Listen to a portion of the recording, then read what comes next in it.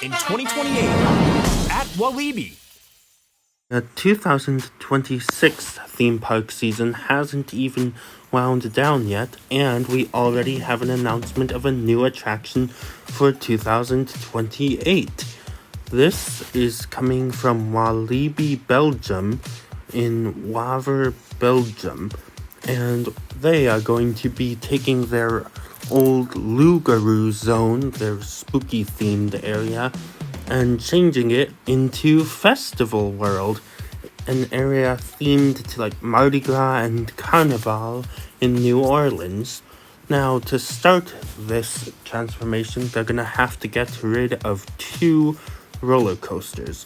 So, by the end of this year, we will be saying goodbye to Loup-Garou, a Vekoma wooden roller coaster that opened in 2001.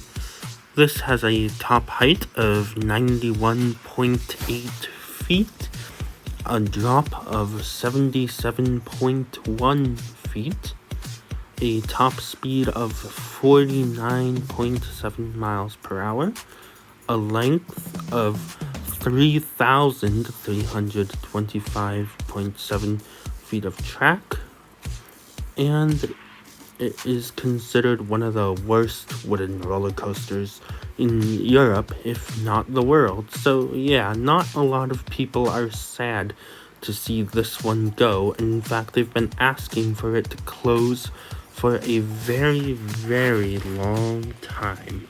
And in October 2027, the park will be getting rid of Vampire, their Vekoma SLC located next door to Loup-Garou that opened in 1999.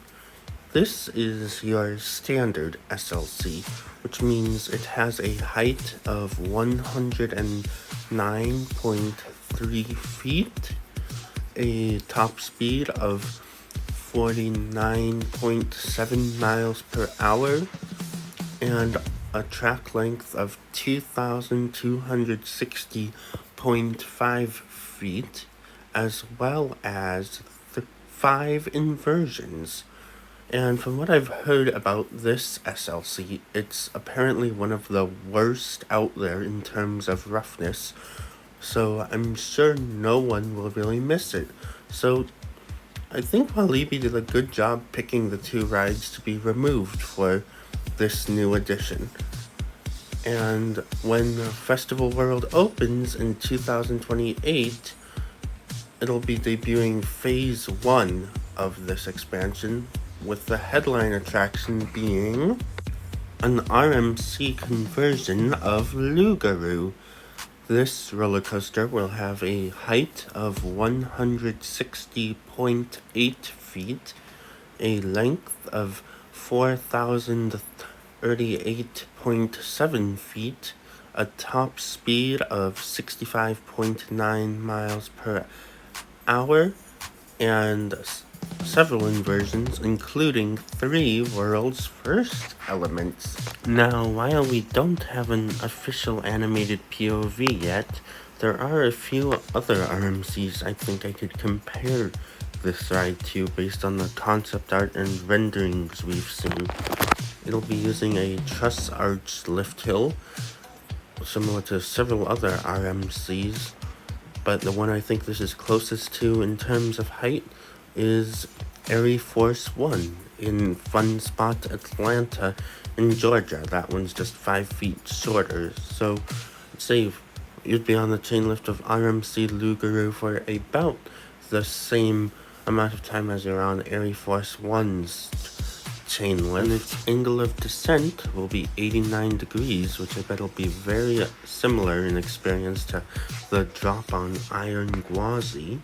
The first inversion on this coaster will be a dive loop, just like the first inversion on Air Force One. And then it will have a 0G stall next to the lift hill. Again, this will probably be very similar to Air Force One. And for other elements and inversions, especially the airtime hills, I can see them taking inspiration from Wildcat's Revenge, since that was another small wooden coaster that got converted into an RMC hybrid, and it'll probably have the most similar layout to whatever RMC Loup-Garou ends up being. So, overall, I think RMC Loup-Garou would be potentially in the top tier of RMCs, just like Storm Chaser or Wind Chaser now. So yeah, I think that's a very good addition for 2028. So, like I said earlier, 2028 is just Phase 1 of Festival World. Phase 2 will open in 2030. The main attraction of this second phase will be a family drop tower, very similar, I believe, to the new for 2026 Hulmoed, I'm not sure how to pronounce that, at Efteling, where there will be 3 towers that spin and drop. Although we don't really know any details about it yet, so I can't say for certain, but it sounds like it'll be similar to this ride. And I could see this maybe being themed to the Mardi Gras parade with like carnival masks at the top of each tower, and maybe each tower could be painted a different color, like green for one tower, gold for another, and blue for the third one. Phase 2 will also include a water playground. Think Caribbean Cove at several hurricane harbors, or the little kids' playgrounds in Great Wolf Lodge with the tipping buckets, as well as retheming the wave swinger that's already in Loup-Garou zone, relocating and renaming their current balloon ride, and adding brand new dining options, including a new restaurant. So all of these additions sound great, and it sounds like Walibi Belgium will be making awesome progress through 2030, but that leaves one major question. What will happen to Vampire between its closure and Festival World being finished? Well, current rumors suggest that once the park demolishes this ride, they will be replacing it with a brand new hotel. And I think that is a great idea, but I don't think the hotel should take up the entire plot. Maybe just part of the plot and also part of the nearby parking lot.